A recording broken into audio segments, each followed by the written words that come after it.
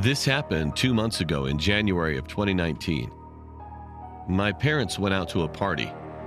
They told me they wouldn't be back until at least 3 a.m. in the morning because the party was supposed to start at 8 p.m. and the party was going to be in New Jersey.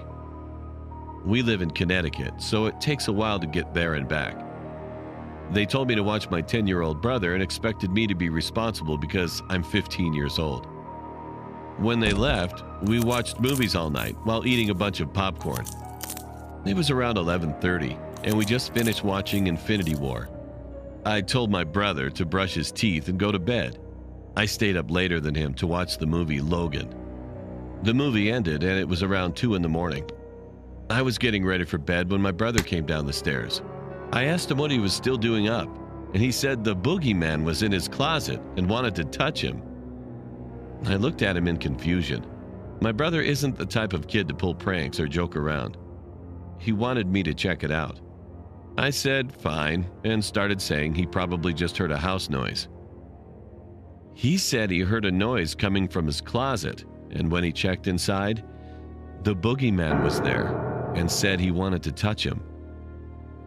We went inside his room. I turned on the light and we went to the closet door. I opened it, and what I saw made me seriously angry. There was a tall, scruffy-looking man with long, black, greasy hair. He looked as if he was in his mid-40s and was fairly built. I was pissed off when I saw this creep watching my 10-year-old brother sleep, and I figured out what my brother meant when he said the boogeyman wanted to touch him. I was so pissed off. I punched his throat. He dropped to the floor gasping for air, but I stepped on his face as hard as I could at least 6 times. He was covered in blood and was having trouble breathing. I grabbed my brother and ran into the bathroom, locking the door and calling the cops. Then I called my parents. My parents freaked out. In about 10 minutes, the cops showed up and searched the bedroom. He wasn't in there. They searched the house. He wasn't anywhere to be found.